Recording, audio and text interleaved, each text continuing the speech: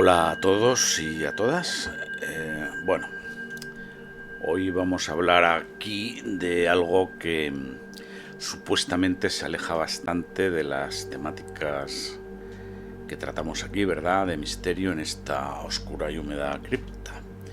Vamos a ver un método, unas técnicas, un prontuario, unas recetas que nos van a ayudar al crecimiento personal y eso tan de moda que es tener éxito en la vida, en nuestro trabajo y en nuestras relaciones personales. Vamos a hablar del método Ikigai, que es una palabra japonesa que tiene un significado concreto, que ya veremos cuál es, y que bueno, pues es un compendio de técnicas, de usos, de costumbres que vienen de ese país, de Japón, y que se aplicaron en un principio al mundo empresarial, pero también tienen o mejor dicho, se aplicaron sobre todo al mundo empresarial, pero tienen un significado humano, ¿vale? Ya sabéis que yo soy enemigo de los libros de autoayuda y de todas esas monsergas que llenan los estantes enteros de las librerías, y que la mayoría de ellos pues no dicen nada práctico porque fallan en lo principal. Luego ya lo veremos en la conclusión, ¿no? Pero, o sea, no existe autoayuda posible, o siquiera ayuda de algún tipo, que no pase por una transformación previa anterior de la persona que necesita ser ayudada o autoayudada, ¿vale? Es decir, la autoayuda se produce cuando el sujeto a ser autoayudado pues ha tomado conciencia de su problema y está dispuesto a cambiar. Si no, pues vamos, ya puede llenar estanterías de su casa de libros que no van a funcionar. Por eso, en esta cripta, siempre o casi siempre, pues como sabéis, tratamos temas de misterio. Esta vez vamos a hacer aquí un break con esto, porque es a través del misterio como nos podemos ayudar a nosotros mismos. Es una clave fundamental, ¿no? Sería una consecuencia tangencial del propio estudio del misterio. La clave la tenemos en el frontispicio del oráculo de Delfos, que nunca me cansaré de recordar. Noscete ipsum, conócete a ti mismo, que he mencionado aquí 1000 veces, como paso previo a cualquier crecimiento material o espiritual. Pero sí que es cierto que los seres humanos somos limitados, tenemos muchas taras físicas y mentales, y aunque tenemos voluntad de crecer espiritualmente y materialmente, pues hay algo que nos lo impide. Siempre hay algo, ¿verdad? Y aquí es donde entra el método Ikigai. Es un método relativamente simple que viene de la más antigua y ancestral filosofía japonesa, que ya dije que bueno, pues se ha estado aplicando al mundo empresarial. Y después, como ya método de autoayuda, a mí no me gusta la palabra esa, pero bueno, para que nos entendamos, se ha aplicado al mundo del crecimiento personal, que es lo que vamos a ver aquí hoy. También he de decir que, aunque voy a explicar el método, pues además de eso voy a criticarlo, claro, porque no es solo todo lo que reluce. Los gurús de la autoayuda siempre pintan un mundo de blancos y negros. A ti te va malísimamente mal en la vida porque eres un vago, algo tonto, y además no te lo montas bien. Pero aquí estamos nosotros, que si sigues al pie de la letra nuestro método te va a ir muy muy bien, requete bien. Desgraciadamente el mundo real no es de blancos y negros, sino bueno, pues es una escala de grises por la que, ojo, y esto es importante, hay que saber navegar, ¿vale? Es decir, no nos escudemos en que como en el mundo son todo grises, pues aquí todo vale y todo es bueno y todo es relativo. No. O sea, la escala de grises no puede significar que no sepamos nosotros gestionar nuestro propio crecimiento personal, ¿no? O sea, sobre esto tiene más importancia de lo que parece, y ya hablaré de ello en un próximo post. En definitiva, el método Ikigai me parece muy apropiado para el crecimiento personal y muy digno de ser tenido en consideración, al margen de la crítica que se le puede y se le debe hacer, y que yo voy a hacer. Es más bien en el aspecto de la aplicación al mundo empresarial, ¿vale? Que por otra parte aquí vamos a ver tangencialmente, porque aquí nos interesan las personas, no las empresas. Las empresas ya tienen mecanismos más que suficientes para autocuidarse, autoayudarse, enriquecerse y todo. Al final, por muchos métodos y recetas de autoayuda que seamos capaces de leer y de absorberlos todos, los buenos, quiero decir, porque hay muchos que son malos, digo, estos métodos descansan o tienen como base en que tiene que ser el sujeto que pretende ser ayudado o precisa de esa ayuda, el que tiene que coger por los cuernos el toro de su vida y emplear la energía suficiente para lograr el éxito, ¿vale? Como decía antes, esto no funciona si uno no ha tomado ya la decisión de hacer que funcione. Vamos a comprender, a ver qué es esto del método Ikigai. En primer lugar, vamos a ver cómo somos capaces de definir qué es esto del Ikigai. Según los japoneses, todos albergamos un Ikigai, o incluso varios, en nuestro interior. Aunque no sepamos eso, que podemos tener más de un Ikigai, ¿no? Ikigai en japonés significaría aquello por lo que vale la pena vivir, en principio. Luego ya veremos que el tema es más complejo, ¿no? O sea, la idea es que nuestro pasado ilumine nuestro presente y, a su vez, el presente ilumine nuestro camino hacia un futuro en el que cumplamos nuestros propósitos. Visto así, el Ikigai se parece al concepto occidental de cambio o de variación, pero ya veremos que el concepto de Ikigai es poliédrico, tiene más significados o al menos más desarrollos en el mismo significado. El método Ikigai, pues, consistiría en buscar un equilibrio entre nuestro pasado, presente y futuro para realizarnos plenamente, desarrollando todo nuestro talento para cumplir nuestros propósitos. Si fuera una empresa, serían los objetivos de la empresa, pero como estamos hablando de personas, serían pues nuestros propósitos de mejora, de crecimiento personal, de gestión de las zonas de disconfort o de los problemas o de las crisis, ¿verdad? Y bueno, antes de continuar, sí quería hacer una pequeña advertencia, y es que esto del método Ikigai es algo largo, ¿eh? Entonces, en este post voy a tratar, digamos, una parte importante de él, pero va a quedar materia suficiente para otro post que ya veremos en el futuro, ¿vale? Pero de este ya vais a sacar unas conclusiones más que suficientes para empezar a cambiar. Para quien conozca un poco la cultura de Japón, ese país, ¿verdad?, del lejano oriente, y la forma de pensar de los japoneses, esto se ejemplifica muy bien en el contraste que supone, pues no sé si os acordáis de, si alguno habéis visto la película de Baraka, ¿no? Sale un monje sintoísta, así vestido como con un kimono tradicional, ¿no? Y el tío va así, de pie, avanzando muy lentamente, vamos, tan lentamente que creo que tarda 1 hora en dar 2 o 3 pasos, una cosa así. Y a la vez que va avanzando, va tocando los platillos, tocando unos platillos muy pequeñitos que lleva en la mano, pues también cada mucho intervalo de tiempo, ¿no? O sea, esto se puede ver en la película Baraka, que yo recomiendo que la veáis porque merece mucho la pena, ¿no? Y su continuación, que se llama Samsara.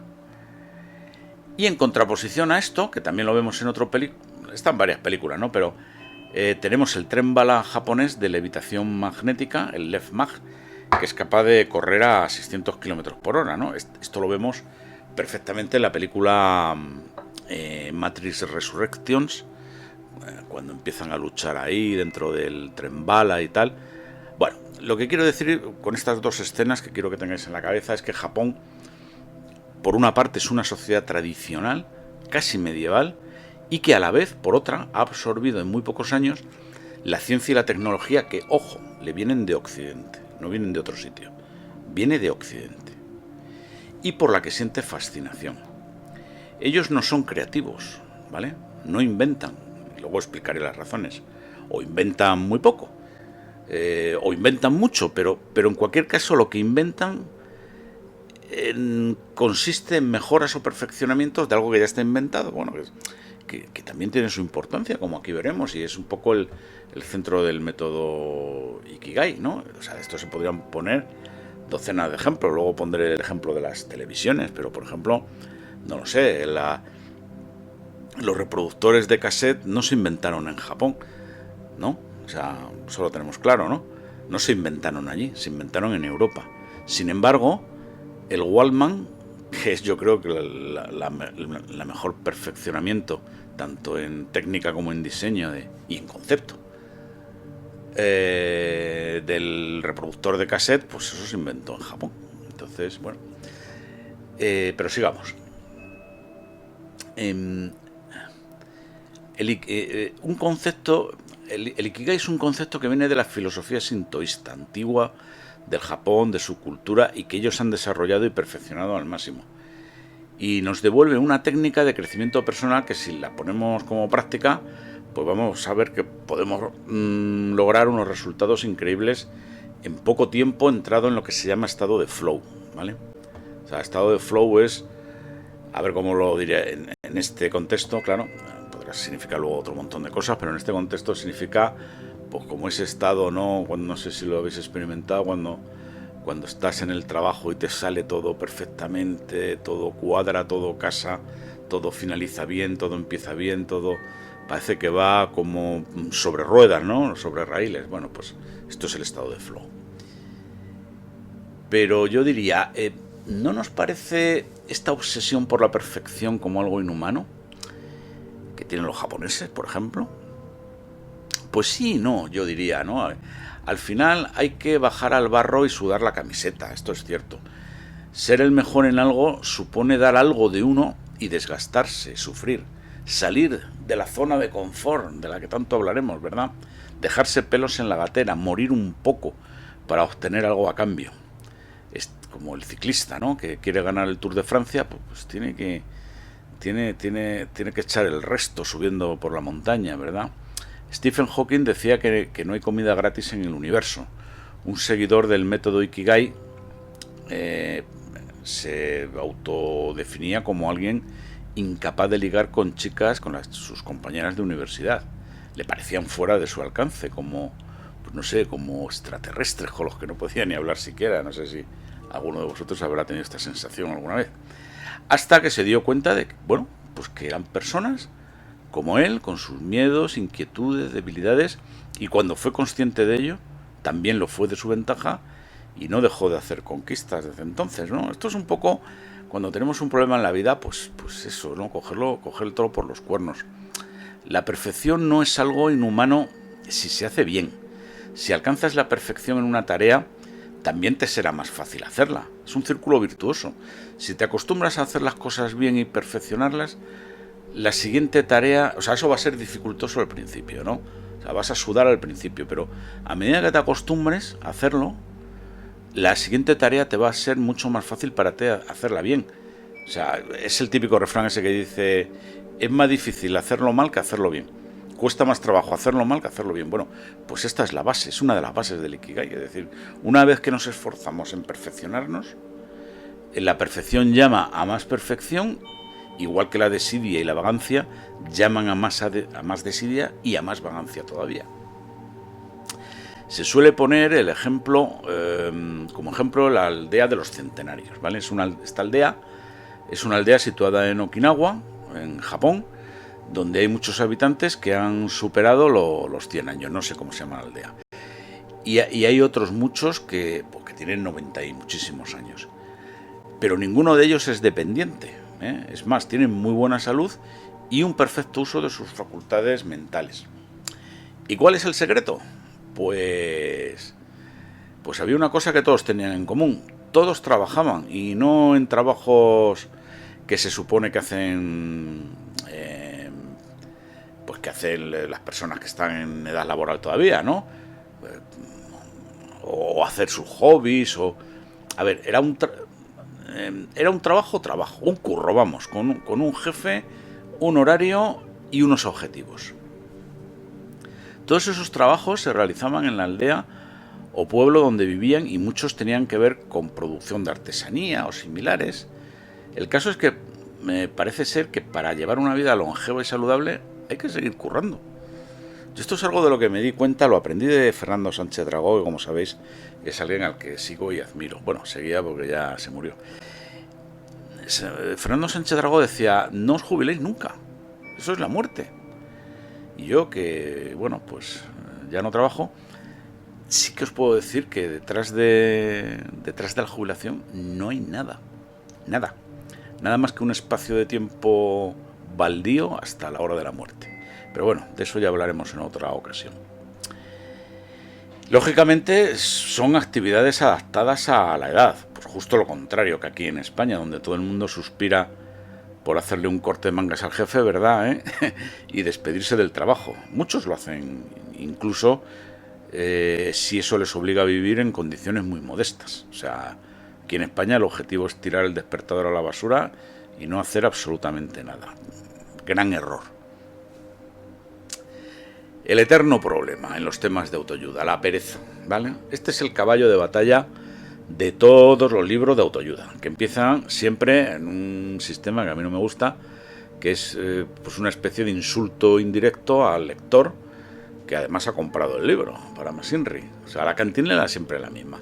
No te va bien en la vida porque los cambios que debes hacer no los estás haciendo, porque eres un vago, o porque tienes miedos, o eres pesimista, que al final es todo lo mismo. Son distintas formas de pereza, si lo pensáis. Los seres humanos somos cómodos por naturaleza. Esto es una realidad. La ley del mínimo esfuerzo se enseñorea de ámbitos como, por ejemplo, la higiene corporal y el cuidado personal, las relaciones personales, la gestión de amistades y tiempo libre, los objetivos intelectuales, artísticos, espirituales. O sea, está en todos los sitios.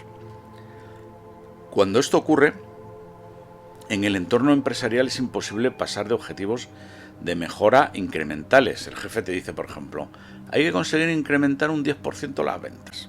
¿Y qué hacen los empleados? Pues ponen en marcha una serie de mejoras anodinas y previsibles, siguiendo la ley del mínimo esfuerzo. Bueno, pues aumentarán ese 10% que exige el jefe y ni una sola décima más. Esto ocurre en todas las empresas, pero ¿qué ocurre si el jefe es Elon Musk y te dice que quiere poner un hombre en Marte? O te dice que quiere un cohete que despegue y aterrice automáticamente. O viene el gobierno japonés y ordena a sus funcionarios construir un tren que circule a 600 km por hora. Este tipo de objetivos se llaman objetivos Shinkansen, palabra japonesa que significa nueva línea troncal.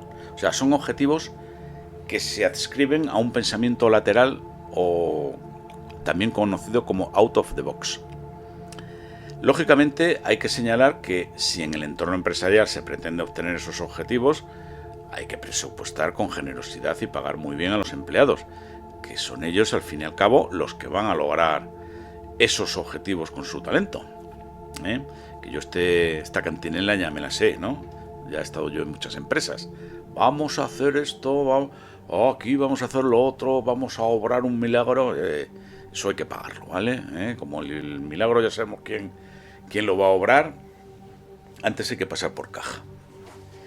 Bueno, pues veamos qué es esto de los objetivos Shinkansen. Ya tenemos aquí nuestro primer ejercicio práctico del método Ikigai.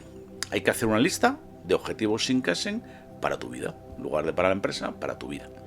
Esos objetivos serían objetivos aparentemente imposibles de conseguir. Eso es lo que es un objetivo Shinkansen.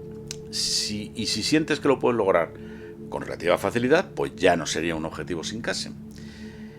Es fundamental escribirlos, porque la escritura hace conexiones con el cerebro que facilitan la consecución de dichos objetivos.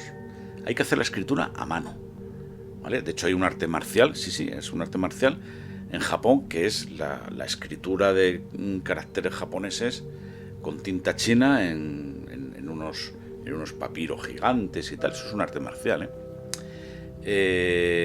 Bueno, en nuestro caso yo lo que recomiendo es el cuaderno de campo, del que ya he hablado mucho en esta oscura y húmeda cripta.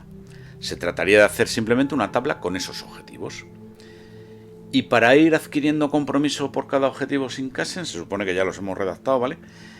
Pues hay que construir otra tabla con 3 columnas, que sería, bueno, pues ver qué cosas concretas vamos a hacer para conseguir esos objetivos, que sería simplemente decir qué es lo que voy a hacer, cómo lo voy a hacer y cuándo lo voy a hacer, muy importante, ¿no? Esto ya compromete bastante, ¿no? Pues son acciones concretas con una fecha y que hay que ir cumpliendo, ¿no? Se precisan 10 acciones concretas por cada objetivo sin casing. Hay que firmar la hoja para que adquiera una categoría de contrato y una vez firmada ya no hay vuelta atrás. Ya se ha dado el paso definitivo hacia el éxito. Vamos a ver otro ejercicio del método Ikigai, que son las misiones posibles, no imposibles, posibles.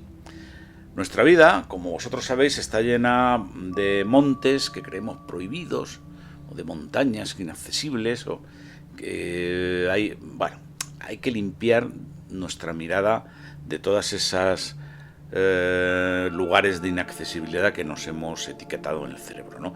Al fin y al cabo, lo imposible no es más que una etiqueta, justamente, una etiqueta mental que nos ponemos. Y ya sabemos que el conjunto de las etiquetas, lo he explicado aquí ya más de una vez, no es más que el ego. Nosotros no somos nuestro ego, nosotros somos nosotros mismos, somos nuestro yo, no nuestro ego.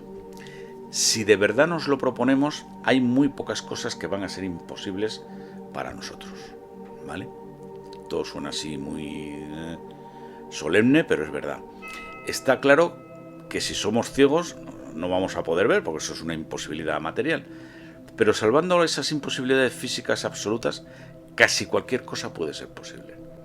El mayor obstáculo para vencer estos imposibles suele ser la pereza. Sí, volvemos a la pereza, por supuesto, como siempre, pero también cierto cálculo coste-beneficio que todos hacemos implícitamente cuando tenemos que salir de nuestra zona de confort para hacer alguna cosa que no nos apetece, ¿vale? Está claro, por ejemplo, que si yo no hago deporte, ¿no? A mí no me gusta mucho hacer deporte y no lo hago realmente, y de la noche a la mañana me digo a mí mismo, me apetece que quiero ser corredor de maratón, pues hombre, fácil no lo tengo, pero no es imposible. Ahora bien, y aquí viene el cálculo coste-beneficio. ¿Necesito ser corredor de maratón? ¿Qué me va a aportar ser corredor de maratón a cambio del notable sacrificio que voy a tener que hacer para conseguirlo, dado que a mí no me gusta el deporte en absoluto? Esta es la fuente de la mediocridad, ¿eh? Los cálculos coste-beneficio de este tipo son la fuente de la mediocridad. Yo nunca seré corredor de maratón, como mucho pues me arrancaré a ir a un gimnasio, me aburriré, me saldré del gimnasio y por supuesto jamás seré un corredor de maratón, pero esto es la mediocridad, de aquí viene la mediocridad. Y antes de continuar, pues quisiera remarcar otra vez más el comentario que hice al principio sobre la pereza y la desidia, que a mí me parecen fundamentales. Está claro que en todos los libros de autoayuda tienen la fea costumbre de insultar al lector diciendo en primer lugar que todo lo que les pasa es básicamente porque son unos vagos que no quieren tomar las riendas de su vida. Pero hay que decir, lamentablemente, y lo aplico a mí el primero, pues que en parte tienen razón, o sea, en parte es verdad. No me parece una buena técnica comercial ni para hacer amigos, por supuesto, como os he dicho, pero veréis, la pereza muchas veces se basa en ese cálculo coste-beneficio que os decía antes. Cuando estamos inmersos en un trabajo penoso, agotador, que estamos sudando, que no vemos un poco, empezamos a cuestionarnos si seguir adelante, etcétera. Bueno, sé por experiencia que ese pensamiento hay que desecharlo, ¿vale? Es decir, los logros, sean del tamaño que sean, pequeños, medianos, grandes, siempre vienen después de haber aplicado trabajo. No hay comida gratis en el universo. Si quieres que algo quede bien, hay que trabajarlo y sudarlo. Si quiero que un post como este me quede presentable y tenga visionados, hay que echarle varias horas de trabajo. La recompensa vendrá luego, si viene.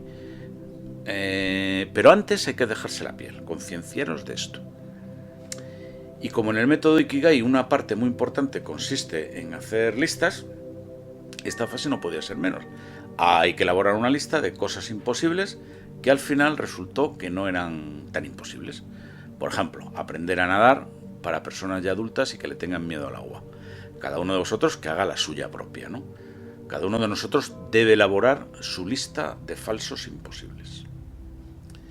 Veamos otro concepto del método Ikigai, que es una palabra japonesa, Gambarimasu. Este palabra japonés es otra habilidad, otro skill, otra virtud, si se quiere, que deberíamos practicar y que se podría traducir como hacer las cosas lo mejor posible. Aunque más exactamente significaría perseverar en el trabajo para alcanzar el objetivo propuesto con la máxima calidad posible. Y aquí voy a poner un ejemplo del mundo de la empresa, pero lo pongo porque yo creo que se va a entender bastante mejor, ¿no?, que si pongo otro. A ver, los japoneses no inventaron la televisión, ¿vale? En realidad no han inventado casi nada. Creo que el semáforo y poco más. La televisión es un invento europeo. Creo que fue en Reino Unido donde se hizo la primera emisión de televisión, en 1926, si no recuerdo mal.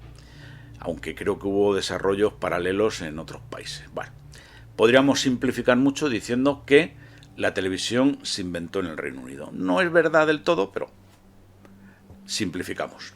Hasta aquí de acuerdo. Pero, ¿alguien podría decirme una buena marca de televisión del Reino Unido? Es más, ¿alguien podría decirme alguna marca, la que sea de televisión, diseñada y fabricada actualmente en Reino Unido? Yo tampoco. Sin embargo, Sony es la mejor televisión que se fabrica actualmente y es una marca japonesa. Bueno, pues esta es la filosofía del Gambarimasu. Inventar la televisión está muy bien, pero diseñar, fabricar y vender la mejor televisión está igual de bien o mejor incluso.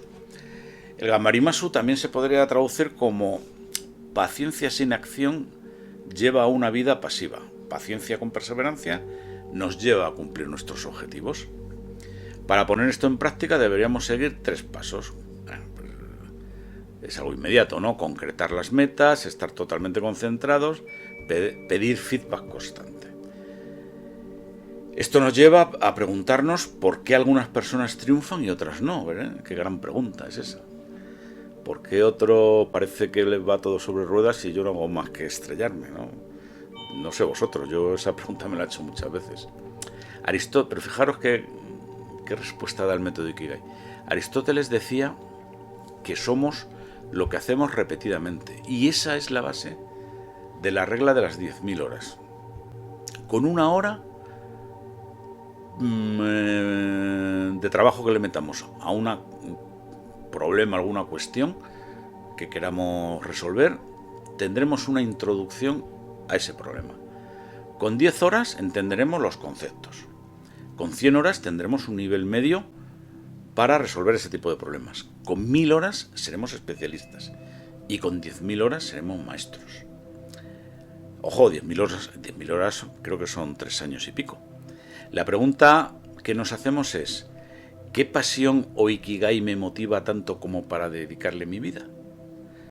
Yo tengo un problema con esto, yo personalmente, y es que la respuesta es pues ninguna en particular y muchas en general, ¿no? A mí la especialización en algo es algo que me da vértigo.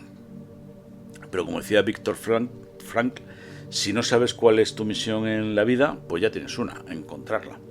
Y a lo mejor lo que encuentras es que tu misión es no tener ninguna misión. Que yo creo que es lo que me pasa a mí, pero bueno, eso ya son divagaciones. Veamos cómo tratamos los malos hábitos con el Ikigai. Es un método muy sencillo, lo voy a explicar rápido. Cuando los malos hábitos toman el control de nuestra vida diaria, pueden hacerla descarrilar, esto es muy importante. Los hábitos, esto es una definición, son las opciones inconscientes y las decisiones invisibles que nos rodean a diario. Más o menos se ha calculado que el 40% de las decisiones que tomamos a lo largo del día son como automáticas, ¿vale? Hay que encontrar los malos hábitos que están dentro de esas decisiones y sustituirlos por otras decisiones rutinarias que sean buenas, ¿no? Que no sean malos hábitos. Y para esto se ha estimado que el plazo que hay que fijarse son 21 días, 3 semanas. Bueno, esto se conoce como la regla de los 21 días. Si conseguimos hacer esto, habremos dado un paso de gigante para mejorar sustancialmente nuestra vida. Ojo, no es fácil, No es... O sea, a lo mejor creemos que lo hemos descubierto, pero no es tan fácil. Hay un método que, bueno, pues a grandes rasgos sería identificar cómo y cuándo aparece el hábito, identificar la recompensa, no siempre está clara cuál es la recompensa, y establecer la nueva rutina con cambio de recompensa. Y eso es mucho más fácil decirlo que hacerlo. Pero bueno, yo ahí lo dejo. Esto es algo para la mejora personal y cada uno verá cómo pone en práctica ese método de los 21 días. Otra cosa muy importante en el método Ikigai es el feedback negativo. Bueno, hay que prestar atención a las opiniones de los demás, especialmente a las negativas, y especialmente a las opiniones negativas de familiares y amigos, aunque nos fastidien. Nunca hay que dar consejo si no te lo piden. Eso ya lo sabemos, pero aquí lo remarcamos. Quedas muy mal y no ayudas nada a la persona aconsejada. Se ha estimado que para no dañar una relación humana son necesarios 5 comentarios positivos por cada crítica. O sea, esto hay que aplicarse el cuento. Para concretar esto en un problema humano o un proyecto que queramos resolver, bueno, deberíamos responder las siguientes preguntas. Deberíamos hacerle estas preguntas a las personas de las cuales queremos un feedback negativo. ¿Puedes decirme lo que menos te gusta? No voy a enfadarme. ¿Qué es lo que más te gusta y por qué te gusta? O bien utilizar el método DSC, que es dejar, seguir, comenzar, que es muy fácil y que consiste simplemente en preguntarse ¿qué debería dejar de hacer? ¿Qué debería seguir haciendo? ¿Y qué debería comenzar a hacer? Nuevamente, esto es muy genérico y esto es mucho más fácil decirlo que hacerlo. Pero bueno, vuelve a ser algo personal y esto hay que adaptarlo. Esto ya no es tan personal y sin embargo, bueno, pues es complejo. Vamos a ver, está el tema de los mentores.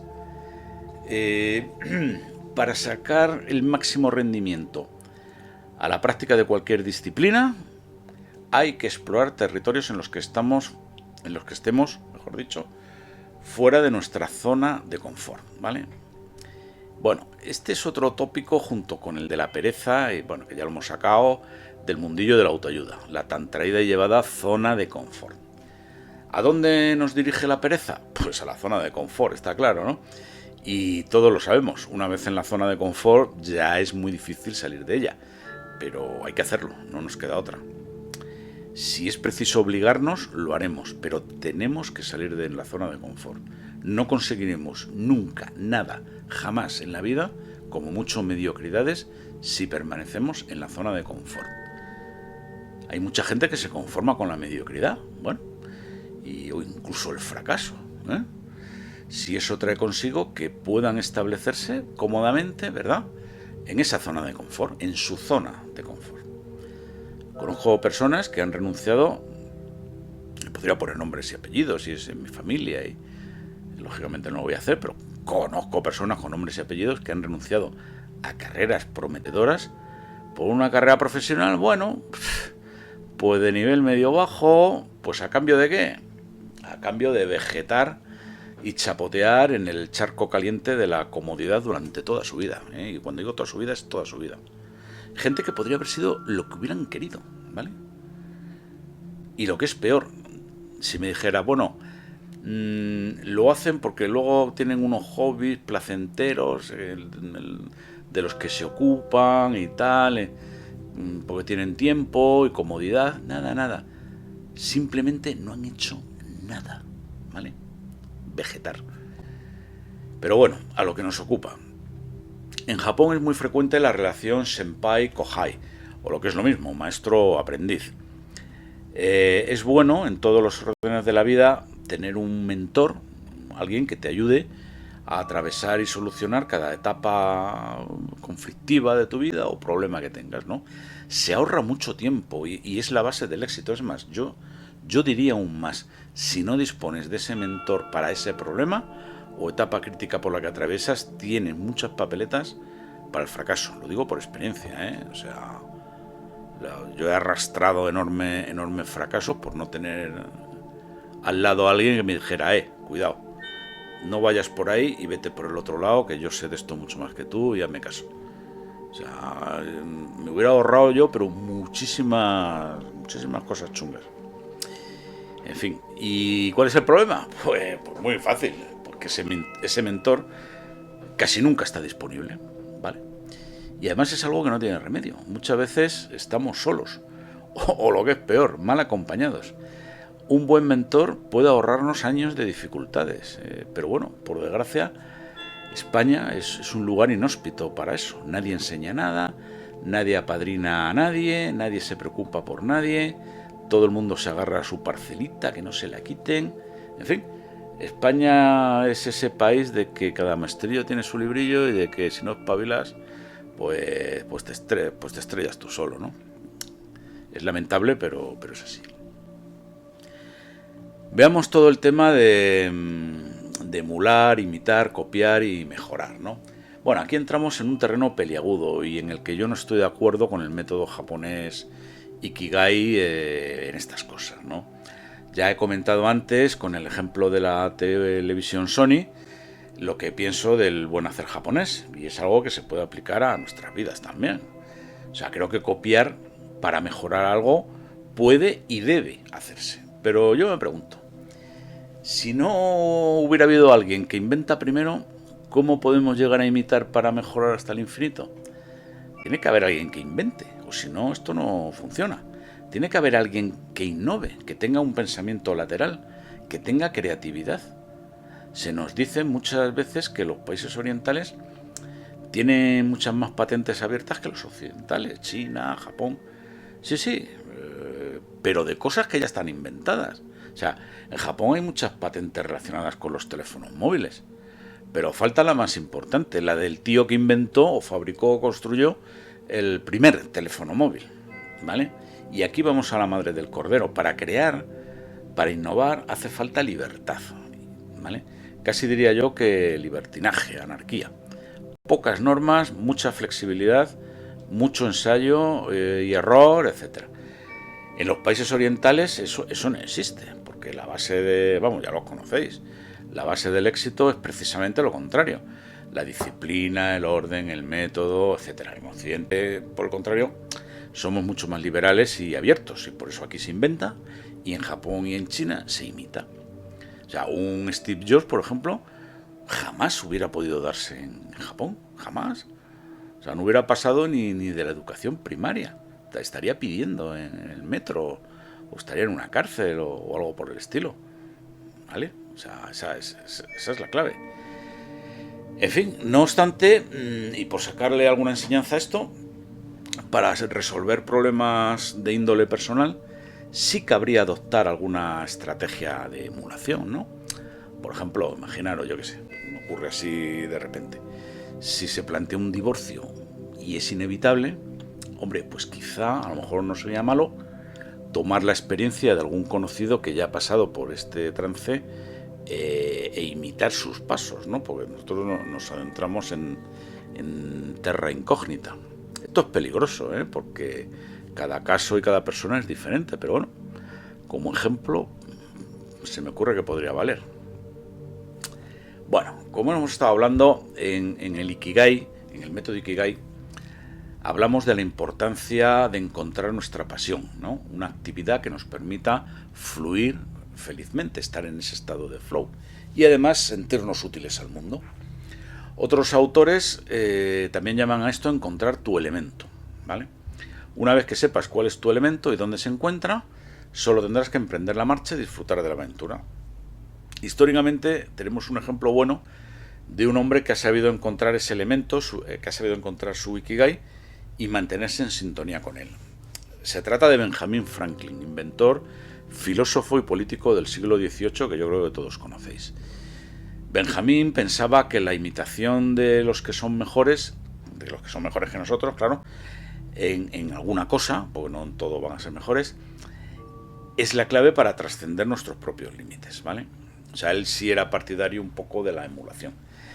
Benjamin Franklin tenía un método personal para ser un hombre sabio, feliz y coherente y llegar a su Ikigai, etcétera, etcétera. Él lo llamaba el método de las 13 virtudes, que, bueno, pues son algo casi en plan religioso. Son templanza, silencio, orden, determinación, frugalidad, diligencia, sinceridad, justicia, moderación, limpieza, tranquilidad, castidad y humildad. Si observáis, coinciden milimétricamente con las 7 virtudes que se oponen a los 7 pecados capitales. ¿Vale? Esto es algo casi religioso. Benjamín lo que propone es dedicar, este es su método, un día a la semana, cada día de la semana, dedicarlo a mejorar, a trabajar una de esas 13 virtudes.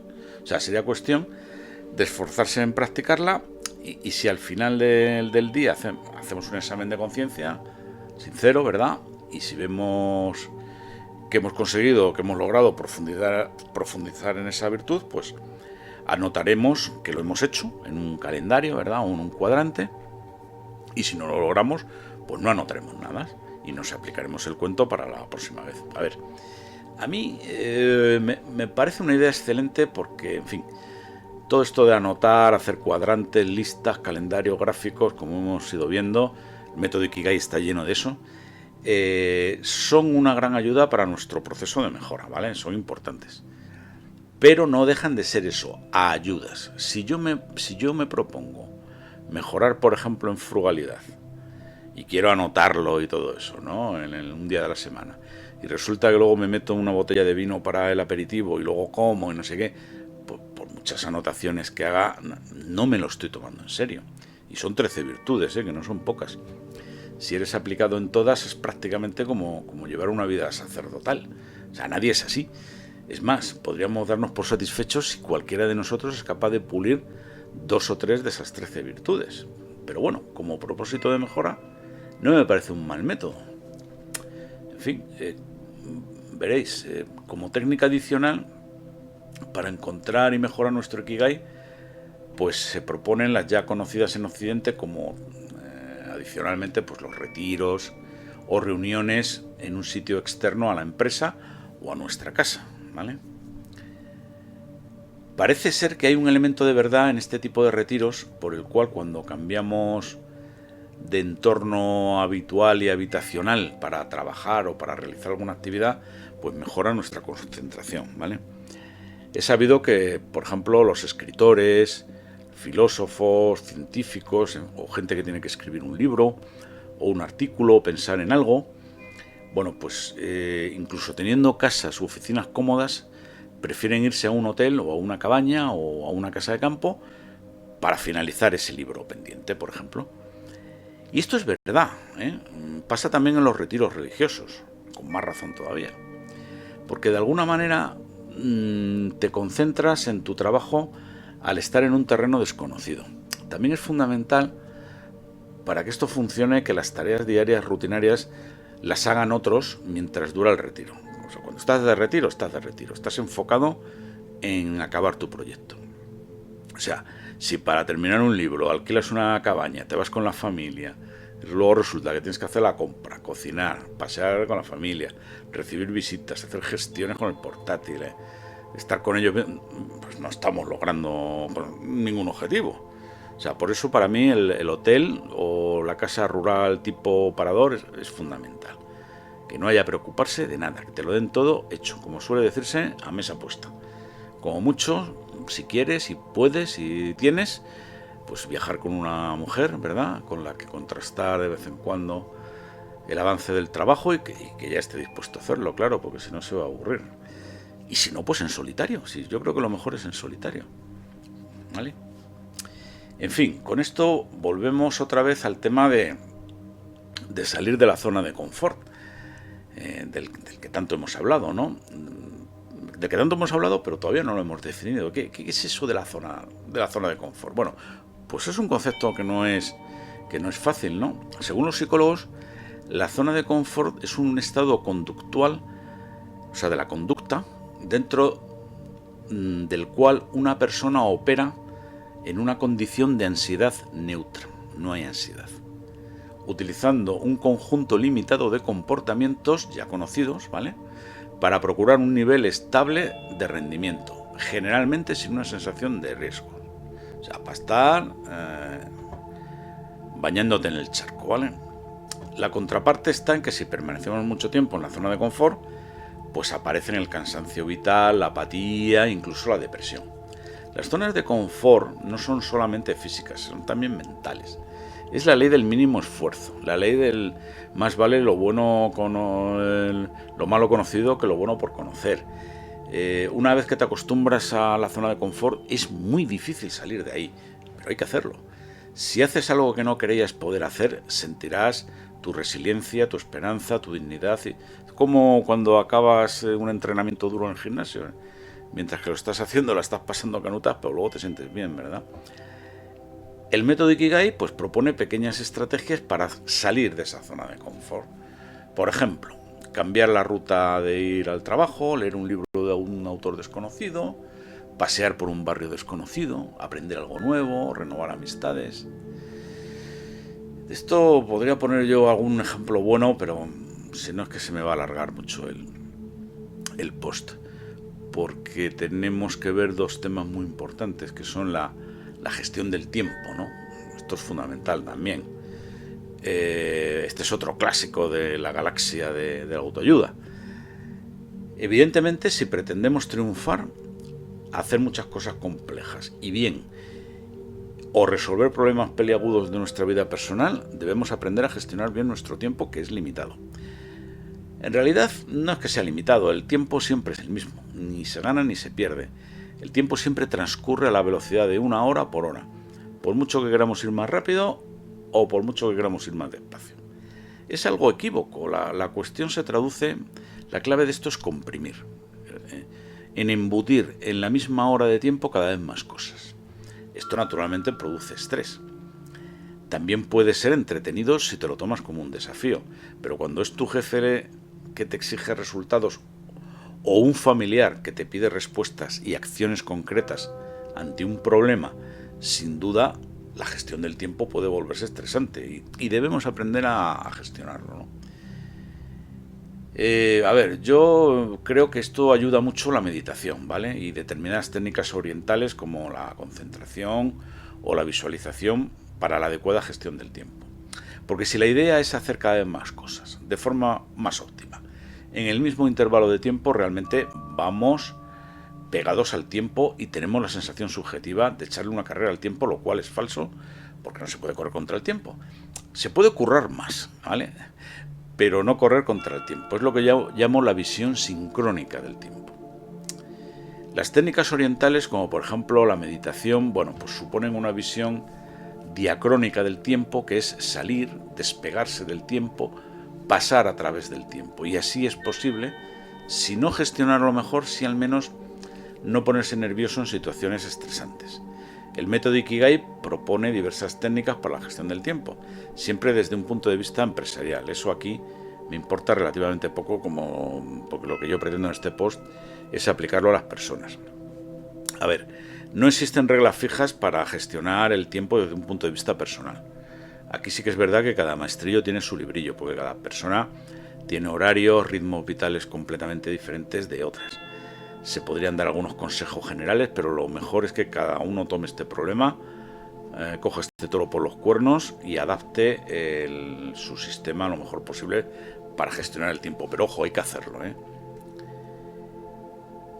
la última cuestión que vamos a ver es la ley de Pareto, que yo creo que es de lo mejor que se puede sacar y no es precisamente del Ikigai, pero bueno, lo meten aquí y nosotros lo explicamos. Voy a explicar la regla de Pareto centrándome en ejemplos. Pareto fue un economista italiano. Centrándome en ejemplos relacionados con problemas o circunstancias cotidianas que experimentan las personas. También se conoce como principio del 80-20. Sugiere que aproximadamente, esto no es una ciencia exacta, aproximadamente el 80% de los efectos proviene del 20% de las causas, ¿vale? Y veamos ejemplos de la vida cotidiana. Por ejemplo, en relaciones personales, en muchas amistades, el 80% del apoyo emocional y la conexión significativa proviene del 20% de nuestros amigos. Esto no significa que el resto de las amistades no sean valiosas, sino que tenemos un círculo más íntimo con quienes compartimos la mayoría de nuestras experiencias y confidencias. Estrés y preocupaciones. A menudo el 80% de nuestro estrés Y ansiedad proviene del 20% de nuestras preocupaciones. Por ejemplo, una persona podría descubrir que la mayoría de su estrés se debe a unos pocos factores principales, como problemas financieros o conflictos familiares específicos, mientras que otras preocupaciones menores tienen un impacto mucho menor en su bienestar general. Hábitos y salud.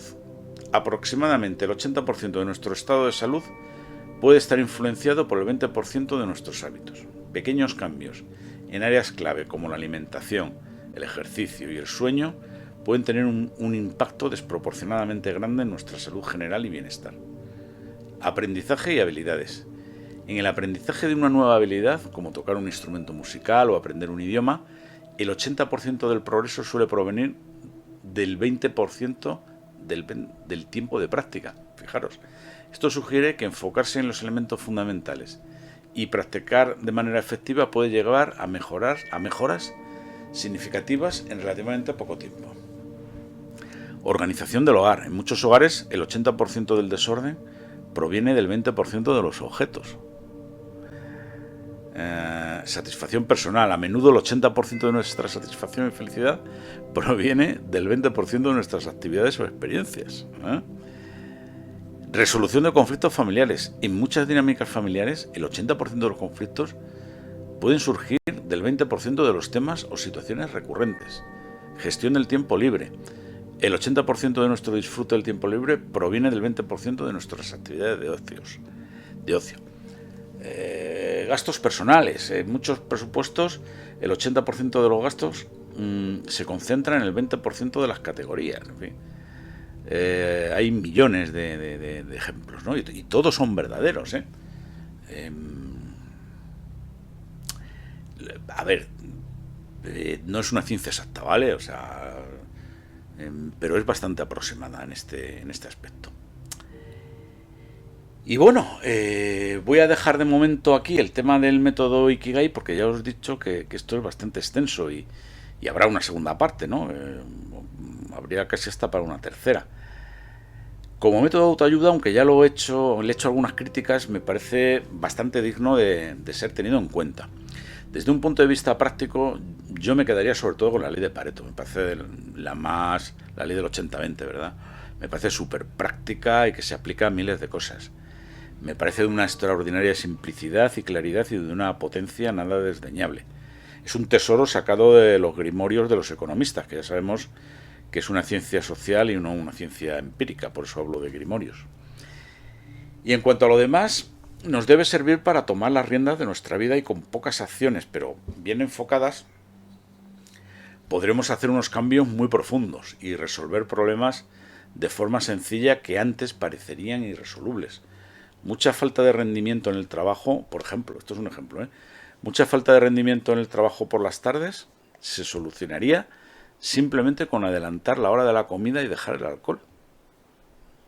Es cuestión simplemente de proponérselo. Muchos sistemas de autoayuda funcionan, pero siempre que detrás esté la voluntad del individuo de autoayudarse de verdad. Si no existe la voluntad de cambiar y de esforzarse en lograr ese cambio, ningún libro de autoayuda nos va a ayudar de verdad.